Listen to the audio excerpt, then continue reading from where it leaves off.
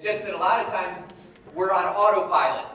We're so used to behaving or thinking or feeling in a certain way that we get into a groove. A lot of times we don't even realize we're in that groove. We're self-deceived. We're creating the problems and stresses in our life and we don't realize we're the ones doing it. Self-deception. The way out of self-deception is to simply want to be out of it, where you level with yourself and you open up to maybe another possibility. You look at why you're doing, what you might be getting out of it. You know, motivation.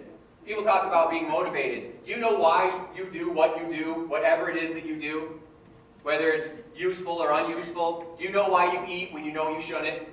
Do you know why you tell yourself, I'm going to exercise today, and then you don't? Do you know why you say, I'm going to be calm and confident around the holidays with those in-laws, and then you flip out? It's simply this. It's the pain-pleasure principle, which basically means that we are instinctively hardwired to avoid pain or gain pleasure. Period. And everything you do is an attempt to avoid pain or gain pleasure. Everything.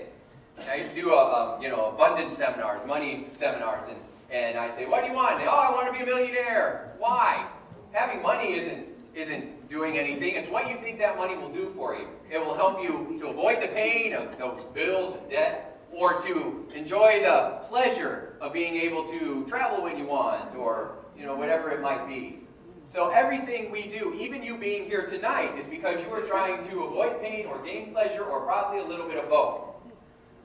So when you're having a hard time achieving a goal, it's often because your unconscious mind has associated pleasure to the things that are keeping you stuck, and pain to the things that would get you what you want. So let's look at eating, for example. A lot of times when people want to lose weight, which I never help anybody lose weight, but I'll help you gain thin. Okay? It's a shift in perception, which changes everything.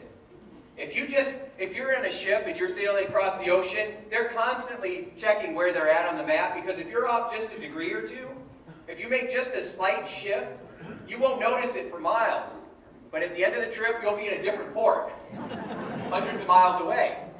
So just a slight shift in your perception can take you to a whole new direction in life. You just have to believe that's possible, because if you believe it's not, you're already done. Whatever you think you can or cannot do, you'll be right. So, what was I talking about? Oh, pain and pleasure. I was so inspired by myself. And I forgot I was up here.